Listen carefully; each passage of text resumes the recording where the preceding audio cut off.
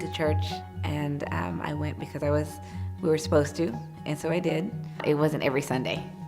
It was when I felt I needed him. Did the teenager things, dabbled in alcohol and drugs, and I don't know what I was looking for, but I wasn't finding it. And some of those choices that I made as a teenager, just fill me with regret. I wish they weren't in my story. I wish I could just start over. I ended up in a relationship, and I was pregnant, and I ended up having an abortion at 19, and that was really hard. I didn't want God to be there seeing what I was going through, seeing what I was doing. So in my head, I just didn't. My prayers were that he wasn't looking at me. He wasn't listening or watching over me. When I was 20, I ended up getting pregnant again and carried my daughter to term, and I became a mom. Shortly after that, she was about a year old. I started going back to work, and I met my soon-to-be husband, and I felt like that was my second chance, that God put him in my path for me to help guide me.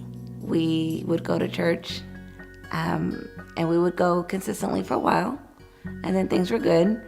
So he wasn't as needed in our head, but so obviously we weren't going about it the right way. We weren't having the relationship.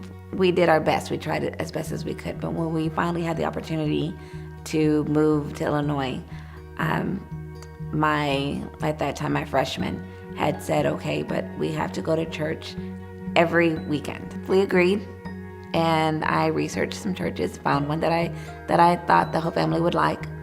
Knowing that we had the best intentions, we were still having a hard time with working things out. We were a blended family. This one particular Sunday that we both remember, we were having a very bad week. And it had gotten to the point where I was ready to move back home with my girls. And I was done. I was ready to throw in the towel. And the pastor came to the stage and was talking about there has to be some people in the audience that are having a hard time, that are ready to be done with it, marriages. And we looked at each other, and it just seemed like he was speaking directly to us. My husband grabbed my hand, and he said, we're not done. We're still working this through. God moved us here for a reason. We both made the decision to really try and bring that relationship into the family, to bring our girls, to make sure that they all went to Stuco, went to services every Sunday, that we went into a small group. So it was new to us. It was different and a little awkward in the beginning, but just because I knew my story, and that bothered me. It plagued me, and I wouldn't talk about it with my husband.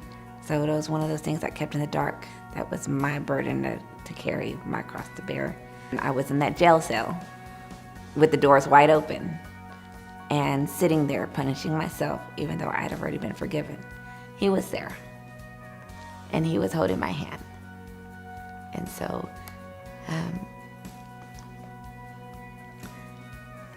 now I know. And so when I have those days, it's not the same.